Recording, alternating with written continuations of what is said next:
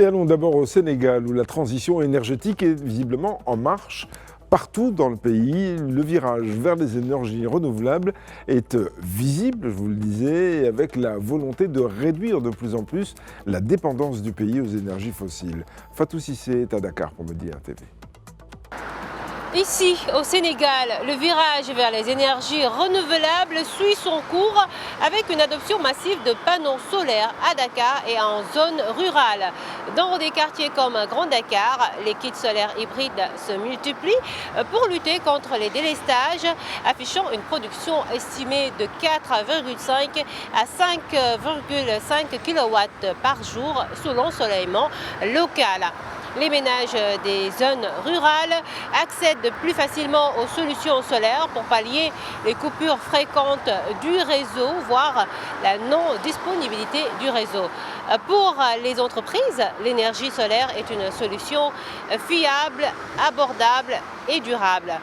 Ces dynamiques s'inscrivent dans la stratégie nationale de transition énergétique qui vise à porter la part du solaire à 40% du mix électrique d'ici 2030. Fatou Cissé, Dakar pour Média TV. En Côte d'Ivoire, la Banque islamique de développement a décidé de renforcer son soutien. Il s'agit d'accompagner des projets stratégiques de développement et de aussi soutenir la croissance économique du pays. Zeynep Dosso est à Abidjan pour Média TV.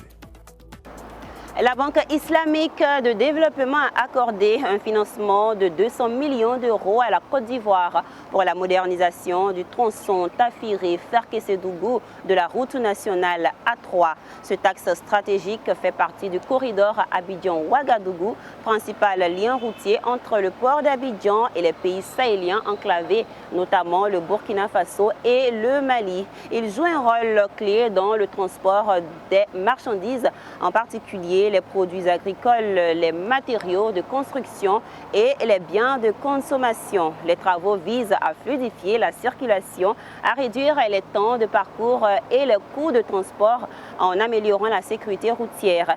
Cette modernisation permettra également de renforcer la compétitivité logistique de la Côte d'Ivoire face aux autres corridors régionaux, notamment ceux de Tema, Lomé et de Cotonou. Zeynep Dosso pour Média TV, Abidjan, Côte d'Ivoire.